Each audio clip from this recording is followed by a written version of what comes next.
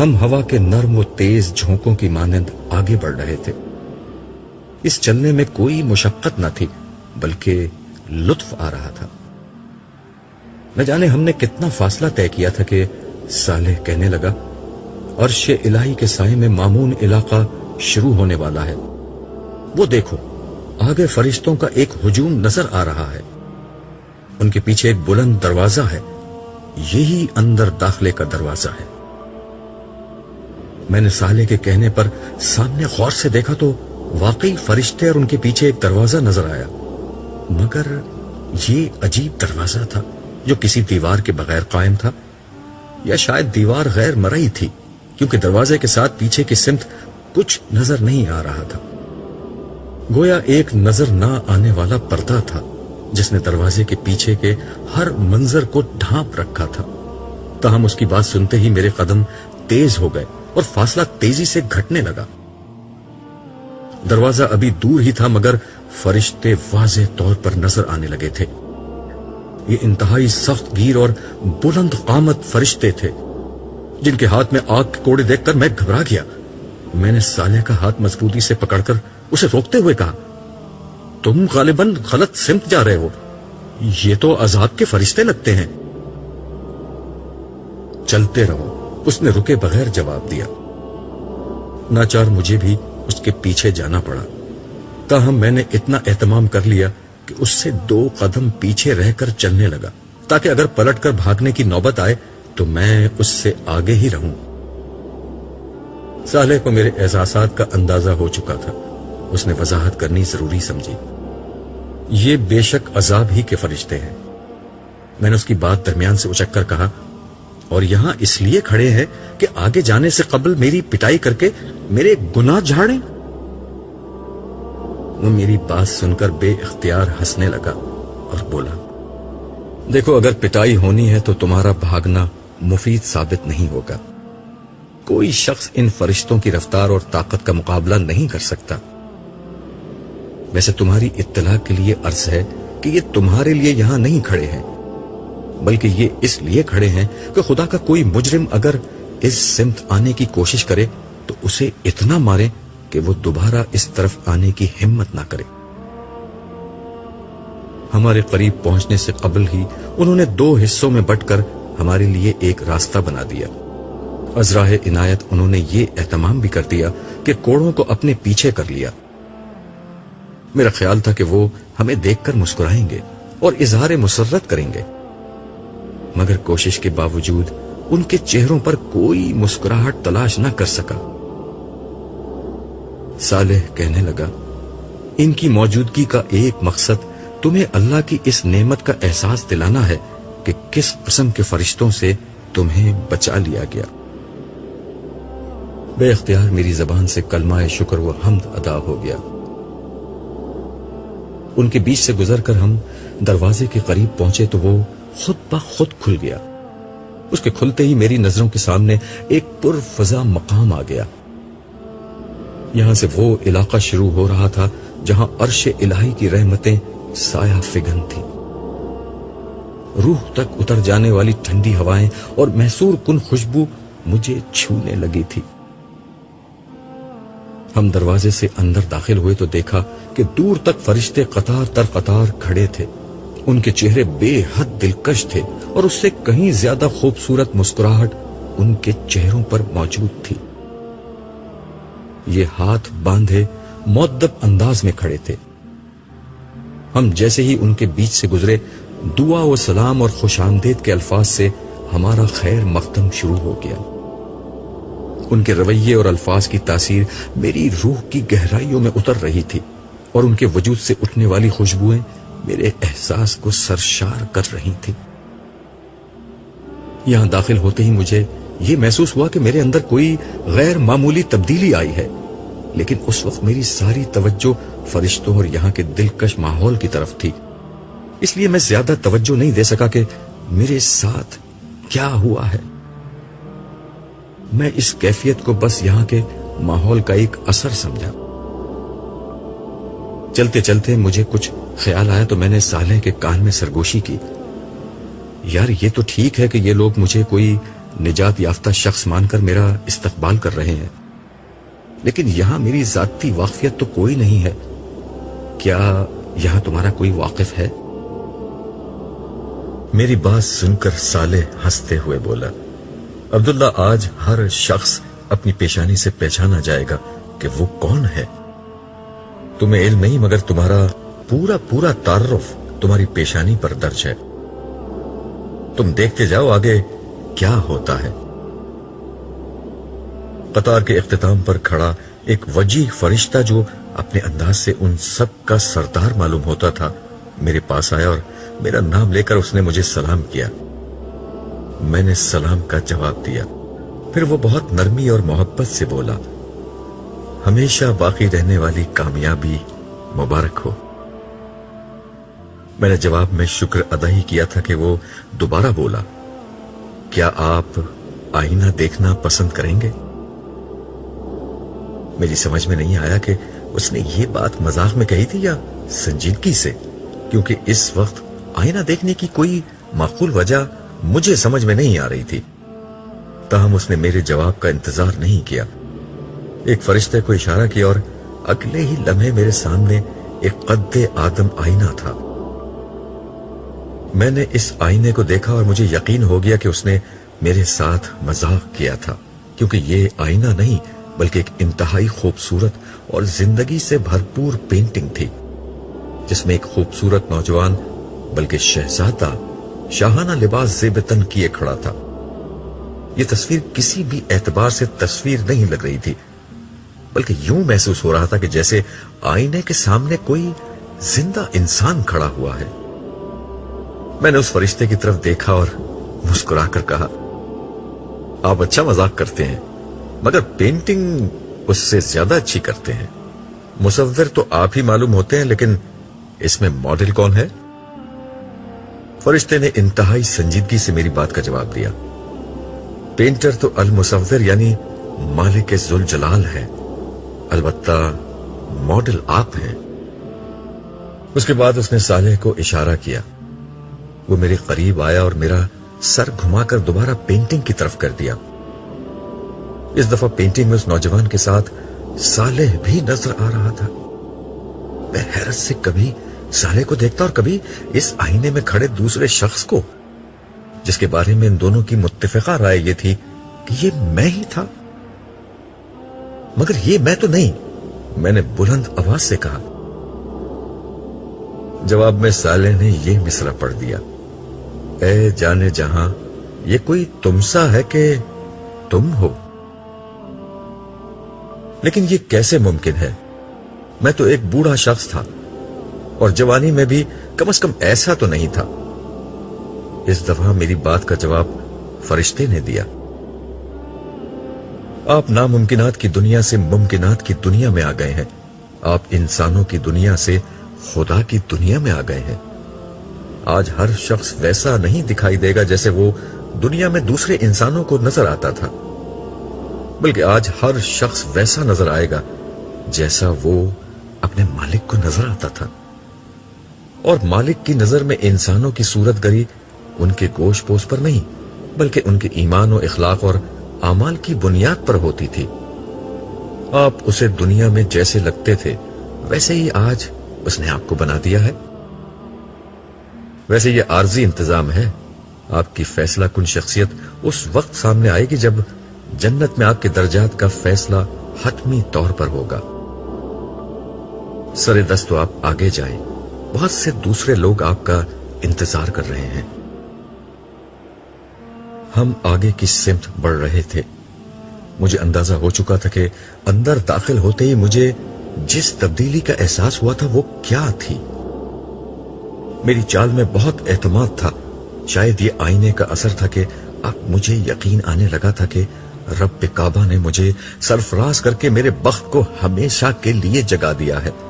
میری زندگی کے شب و روز اور اس میں پیش آنے والے مسائل اب میرے لیے خواب و خیال ہو چکے تھے. پچھلی دنیا کی محرومیاں، صبر اور محنتیں کبھی اس طرح بھی رنگ لائیں گی، مجھے اس کا قطعاً اندازہ نہیں تھا. قرآن کریم اور احادیث میں اگلی دنیا کا بہت کچھ تعارف پڑا تھا، مگر آنکھ جو کچھ دیکھ سکتی ہے، کان سنتے اور حواس محسوس کر سکتے ہیں، وہ الفاظ سے شعور تک بہت کم منتقل ہوتا ہے۔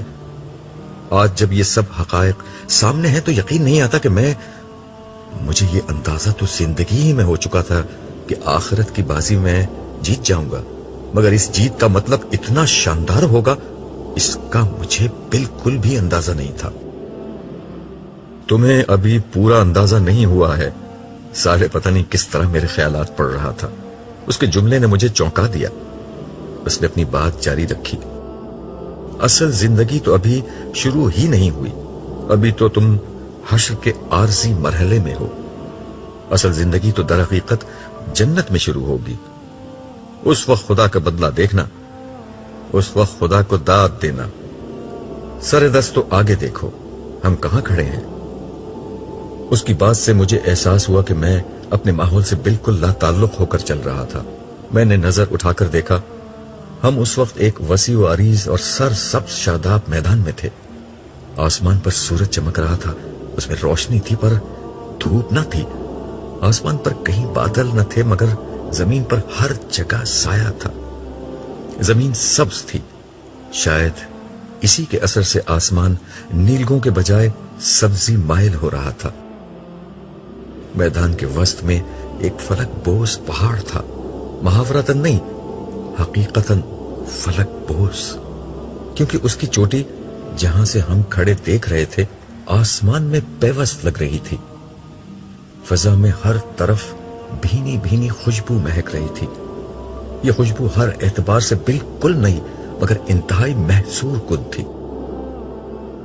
ہماری سماعت ہمیں ان نغموں کا احساس دلا رہی تھی جو کانوں میں رس کھولنے والی موسیقی کے ساتھ چار سو بکھرے ہوئے تھے۔ مجھے یہ لگ رہا تھا کہ یہ خوشبو اور یہ موسیقی میری ناک اور کان کے راستے سے نہیں بلکہ براہ راست میرے اعصاب تک پہنچ رہی ہے۔ اس کی تاثیر میں مہک و آنگ اور سکون و سرور کے عناصر اس خوبصورت تناسب سے یکجا تھے کہ مجھے اپنا وجود تحلیل ہوتا محسوس ہو رہا تھا۔ میں ایک جگہ رک کر کھڑا ہو گیا اور آنکھیں بند کر کے اس ماحول میں گم ہو گیا۔ صالح نے میرا انہماک دیکھ کر کہا، اس پہاڑ کا نام آراف ہے، آؤ اس کے گرد چکر لگاتے ہیں۔ میں ساتھ ساتھ تمہیں یہاں کی ساری تفصیلات سے آگاہ کرتا رہوں گا۔ میں جواب دیے بغیر سحر زدہ انداز میں صالح کے ساتھ ہو لیا۔ ہم نے دائیں طرف سے اپنا سفر شروع کیا۔ ہم کچھ دور ہی چلے تھے کہ پہاڑ کے ایک حصے پر امت آدم لکھا ہوا نظر آیا۔ میں نے صالح سے پوچھا، کیا یہاں آدم علیہ السلام ہے؟ نہیں، سارے نبی پہاڑ کے اوپر بلند حصے پر موجود ہیں۔ تم دیکھو گے کہ ہر تھوڑی دیر بعد اسی طرح کسی نہ کسی نبی اور اس کی امت کا نام لکھا ہوا نظر آئے گا۔ ہر امت کے نجات یافتہ لوگ، تمہاری طرح کے نجات یافتہ لوگ یہاں آ کر جمع ہوں گے۔ اس نے جواب دیا۔ کیا مجھے امت محمدیہ کے کیمپ میں جانا ہوگا؟ اس پر میں نے اشتیاق سے پوچھا۔ صالح نے نفی میں سر ہلایا اور بولا، ان مقامات پر نجات یافتہ لوگ کھڑے ہوں گے اور روز حشر کے اختتام پر یہیں سے جنت میں جائیں گے۔ تمہیں پہاڑ کے اوپر جانا ہوگا۔ وہاں سارے نبی اور ان کی امتوں میں سے وہ لوگ جمع ہیں جنہوں نے نبیوں کے اتباع میں لوگوں پر حق کی شہادت دی۔ یہ لوگ یہاں سے انسانوں کے بارے میں خدا کا فیصلہ دیکھتے رہیں گے۔ اسی جگہ سے انہیں انسانوں پر گواہی دینے کے لیے بلایا جائے گا۔ ہر نامراد شخص جہنم کی طرف اور ہر کامیاب شخص پہاڑ کے نیچے اپنے اپنے نبی کے کیمپ میں آتا جائے گا۔ پھر ہر امت گروہ در گروہ یہیں سے جنت میں جائے گی۔ یہ وہ مقام ہے جہاں سے حشر میں ہونے والے ہر فیصلے کو براہ راست دیکھا جا سکتا ہے۔ جنت و جہنم بھی یہاں سے نظر آتی ہے۔ ہم یہ گفتگو کر رہے تھے اور ایک ایک کر کے تمام نبیوں کی امت کے مقامات سے گزرتے جا رہے تھے۔ اس وقت ہر جگہ بہت کم لوگ تھے۔ میں نے صالح سے کہا، شاید ابھی تمام لوگ نہیں آئے۔ اس نے کہا، نہیں، یہ بات نہیں، دیگر نبیوں کی امت میں سے نجات یافتہ لوگ ہی بہت کم ہیں. زیادہ تر لوگ بنی اسرائیل میں سے ہیں اور سب سے زیادہ امت محمدیہ میں سے. یہ دونوں کیمپ ابھی تک نہیں آئے ہیں، لیکن اس وقت تک وہاں بھی زیادہ لوگ نہیں ہیں، لیکن تھوڑی دیر میں ہو جائیں گے. آؤ اب اوپر چلتے ہیں، اس پہاڑ کا چکر تو بہت طویل ہو جائے گا. مجھے بلند مقامات پر چڑھنے کا ہمیشہ سے شوق رہا تھا، لیکن شاید یہ میری زندگی کی سب سے عجیب بلندی تھی. بظاہر بہت بلند اور آسمان تک اونچی تھی، مگر یہاں سے ہم زمین کو اس طرح دیکھ رہے تھے جیسے چند منزل ہی اوپر کھڑے ہو. نیچے سے جو جگہ ایک چوٹی لگتی تھی وہ ایک ہموار سطح تھی. تاہم اس ہموار زمین پر تھوڑے تھوڑے فاصلے پر بلند و بالا قلعہ نما تعمیرات بنی ہوئی تھیں. ارد گرد کوئی دیوار تھی اور نہ ان میں دروازے ہی موجود تھے، اس لیے باہر سے بھی اندر کا نظارہ کیا جا سکتا تھا. میں نے صالح سے ان بلند تعمیرات کے متعلق پوچھا تو اس نے کہا، یہاں عالی شان تخت پر تاج پہنے ہوئے انتہائی باوقار ہستیاں بیٹھی ہوئی تھیں. ان کے ارد گرد اسی شان کے لوگ شاہانہ نشستوں پر بیٹھے ہوئے تھے. میں نے صالح سے ان بلند تعمیرات کے متعلق پوچھا تو اس نے کہا، یہ مختلف انبیاء کی عارضی قیام گاہیں ہیں. انہی کی بنا پر اس پہاڑ کو آراف کہا جاتا ہے. تم تو جانتے ہو کہ آراف کا مطلب بلندیوں کا مجموعہ ہے. میں نے اسبات میں سر ہلایا. وہ گفتگو کا سلسلہ جاری رکھتے ہوئے بولا، تخت پر بیٹھے ہوئے انبیاء کرام ہیں اور ان کے ارد گرد بیٹھے لوگ ان کی امت کے شہداء اور صدیقین ہیں. صدیقین وہ لوگ ہیں جنہوں نے نبیوں کی زندگی میں ان کا ساتھ دیا، اور شہداء وہ لوگ ہیں جنہوں نے انبیاء کے بعد ان کی دعوت کو آگے پہنچایا. یہ سب وہ لوگ تھے جو دنیا میں خدا کے لیے جیے اور اسی کے لیے مرے. اسی کے صلے میں یہ لوگ آج اس عزت و سرفرازی سے ہمکنار ہوئے ہیں جس کا مشاہدہ تم اس وقت کر رہے ہو. کیا یہ ممکن ہے کہ انبیاء علیہ السلام سے میری ملاقات ہو سکے؟ میں نے پوچھا. سب سے ملاقات کا وقت تو نہیں، لیکن کچھ سے ضرور مل سکتے ہو، اس نے جواب دیا، اور پھر ایک ایک کر کے خدا کے جلیل القدر پیغمبروں سے میری ملاقات کرانی شروع کی. وہ پیغمبر جو میرے لیے عظمتوں کا نشان تھے، میں ان سے مل رہا تھا. آدم، نوح، ہود، صالح، اسحاق، یعقوب، یوسف، شعیب، موسیٰ، ہارون، یونس، داؤد، سلیمان، زکریا، یحییٰ، عیسیٰ، اور سب سے بڑھ کر ابو الانبیاء سیدنا ابراہیم علیہ السلام. سب نے گلے لگا کر اور میری پیشانی پر بوسہ دے کر میرا استقبال کیا اور مجھے مبارکباد دی.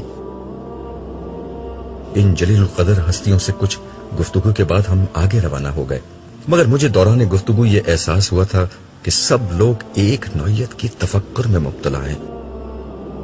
راستے میں صالح سے میں نے اس کی وجہ پوچھی تو وہ بولا، تمہیں نہیں معلوم اس وقت حشر کے میدان میں کیا قیامت برپا ہے. اس وقت ہر نبی پریشان ہے کہ انسانیت کا کیا ہوگا. اللہ تعالیٰ کے عذاب کی شدت اتنی زیادہ ہے کہ ان انبیاء میں سے کوئی بھی نہیں چاہتا کہ اس کی امت عذاب الہی کا سامنا کرے. وہ چاہتے ہیں کہ اللہ تعالیٰ لوگوں کو معاف کر دیں، مگر سر دست اس کا کوئی امکان نہیں. ایسی کوئی دعا کی جا سکتی ہے اور نہ اس کی اجازت ہے. لوگ سینکڑوں برس سے خوار اور خراب ہو رہے ہیں. سر دست حساب کتاب شروع ہونے کا بھی کوئی امکان نہیں ہے. سینکڑوں برس کیا مطلب؟ ہمیں تو اندر آئے ہوئے بمشکل 1-2 گھنٹے گزرے ہوں گے. میں نے چونک کر تعجب سے کہا، یہ تم سمجھ رہے ہو. آج کا دن کامیاب لوگوں کے لیے گھنٹوں کا ہے اور باہر موجود لوگوں کے لیے انتہائی سخت و مصیبت کا ایک بے حد طویل دن ہے. باہر صدیاں گزر گئی ہیں مگر تم ابھی یہ بات نہیں سمجھو گے، اس نے وضاحت کرتے ہوئے جواب دیا. میں اس کی بات کو ہضم نہیں کر سکا، مگر ظاہر ہے میں جس دنیا میں تھا وہاں सब कुछ मुमकिन था और न जाने और कितनी ताज्जुब अंगेज बातें मेरे सामने आने वाली थीं। सहाबा कराम और महाजरीन व अंसार हल्का बनाए अदब व एहतराम से बैठे थे। उम्मत मोहम्मदिया के अव्वलीन व आखरीन की भी एक बड़ी तादाद मौजूद थी। शम्माए रिसालत के इन परवानों के बीच रिसालत बाप सर झुकाए तशरीफ फरमा थे सल्लल्लाहु अलैहि वसल्लम। बज़ाहिर हर चीज बिल्कुल ठीक थी, मगर मैं महसूस कर सकता था कि यहां भी उसी नौइयत का तफक्कुर फैला हुआ था जिसे मैं पीछे देख आया था। रसूल अल्लाह सल्लल्लाहु अलैहि वसल्लम बारगाह उहदियत में दुआ कर रहे हैं। हमें बैठकर इंतजार करना चाहिए, सालेह पिछली नशिस्तों की तरफ बढ़ते हुए बोला। हम पिछली नशिस्तों पर बैठ गए। यहां से यह अंदाजा करना मुश्किल था कि आगे क्या हो रहा है। मैंने साले से दरियाफ्त किया, यह हिसाब किताब कब शुरू होगा? मुझे क्या मालूम, किसी को भी मालूम नहीं, उसने जवाब दिया। उसकी बात सुनकर मैं खामोश हो गया और नशिस्त की पुश्त से सर टिकाकर आंखें बंद करके बैठ गया। न जाने कितना वक्त गुजरा था कि साले की आवाज मेरे कान में आई, अब्दुल्ला उठो, देखो तुमसे कौन मिलने आया है। उसकी आवाज पर मैं चौंक कर खड़ा हो गया। सामने देखा तो एक इंतहाई बावकार हस्ती मेरे सामने खड़ी थी। उनके चेहरे पर मुस्कुराहट और आंखों से मोहब्बत के आसार झलक रहे थे। इससे कबल के साले मजीद कुछ कहता, उन्होंने नर्म लहजे में अपना तारुफ कराते हुए कहा, मरहबा अब्दुल्ला, मेरा नाम अबू बकर है। रसूल अल्लाह सल्लल्लाहु अलैहि वसल्लम की तरफ से मैं तुम्हें खुशामदीद कहता हूं। ये कहते हुए उन्होंने अपने दोनों हाथ फैला दिए। मैं पुरजोश अंदाज में उनसे बगलगीर हो गया। इसके बाद वो मुझे लोगों से जरा दूर लेकर एक नशिस्त पर जा बैठे। मैंने बैठते ही उनसे दरियाफ्त किया, मैं रसूल अल्लाह सल्लल्लाहु अलैहि वसल्लम से कब मिल सकूंगा? रसूल अल्लाह इस वक्त बारगाह इज़्ज़ी में शुक्र और दुआ में मसरूफ हैं, तुम उनसे बाद में मिल सकते हो। इस वक्त बताने की अहम बात यह है कि अल्लाह ताला की बारगाह में जनाब रिसालत माप की ये दुआ कबूल हो गई है कि लोगों का हिसाब किताब शुरू हो जाए। इस कबूलियत की घड़ी में तुमने भी एक दुआ की थी। तुम दोबारा हश्र के मैदान में जाकर वहां का अहवाल देखना चाहते थे। तुम्हें इसकी इजाजत मिल गई है। हिसाब किताब कुछ देर बाद शुरू होगा। तुम उस वक्त तक लोगों के अहवाल देख सकते हो। ये पैगाम देकर ही रसूल अल्लाह सल्लल्लाहु अलैहि वसल्लम ने मुझे तुम्हारे पास भेजा है। ये सुनकर मेरे चेहरे पर खुशी के तासुरात जाहिर हुए, जिन्हें देखकर खलीफा रसूल के चेहरे पर भी मुस्कुराहट आ गई। एक वक्फे के बाद वो दोबारा गोया हुए, बाहर बहुत सख्त माहौल है। साले अगरचे तुम्हारे साथ होगा, मगर फिर भी तुम ये पीते जाओ। ये मशरूब तुम्हें बाहर के आलाम से महफूज कर देगा। ये कहकर उन्होंने पास रखा सुनहरे रंग का जगमगाता हुआ एक गिलास मेरी सिमत बढ़ा दिया। मैंने दोनों हाथ आगे बढ़ाकर ये गिलास उनके हाथों से लिया और अपने होठों से लगा लिया। गिलास होठों से लगाते ही एक अजीब वाकया हुआ। मैं अगरचे बिल्कुल प्यासा नहीं था और ना किसी तकलीफ और बेचैनी ही में था, मगर जो तस्कीन मुझे मिली वो शायद सदियों के किसी प्यासे को भी पानी का पहला घूंट पीने पर नहीं मिलती होगी। इस मशरूब का एक घूंट हलक से उतारते ही लज्जत, सैराबी, आसूदगी, मिठास और ठंडक के अल्फाज अपने ऐसे मफाहीम के साथ मुझ पर वाजे हुए जिसका तजुर्बा मुझे तो क्या किसी दूसरे इंसान को भी कभी नहीं हुआ होगा।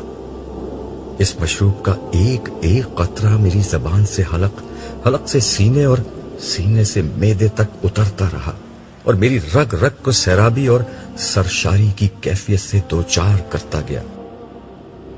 मेरा दिल तो चाहा कि एक ही घूंट में पूरा गिलास पी जाऊं, मगर जिस हस्ती के सामने बैठा था उसका अदब इसमें माने हुआ। ये नई जिंदगी और नई दुनिया का पहला तारुफ है। ये जामे कौसर है। इसे पीने के बाद हशर में गर्मी और प्यास तुम्हें नहीं सताएगी।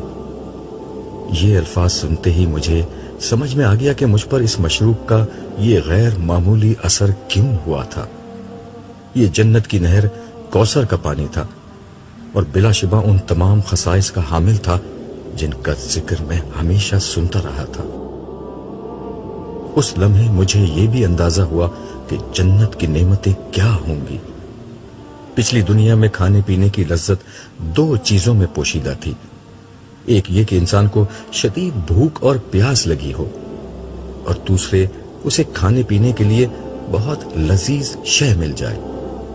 مگر جنت کی ہر شے اپنی ذات میں انتہائی لذیذ ہونے کے ساتھ ساتھ انسان کو بغیر بھوک اور پیاس کے وہ لذت اور تسکین بھی فراہم کرے گی جو صرف ایک انتہائی بھوکے اور پیاسے شخص کو ہی مل سکتی ہے۔ اب مجھے معلوم ہو گیا کہ جنت میں نہ بھوک ہوگی نہ پیاس، مگر اس کے باوجود انسان جتنا چاہے گا شوق سے کھائے گا، اور اس کی کوئی سیری ایسی نہیں ہوگی جو اسے گرانی اور بھاری پن میں مبتلا کر دے۔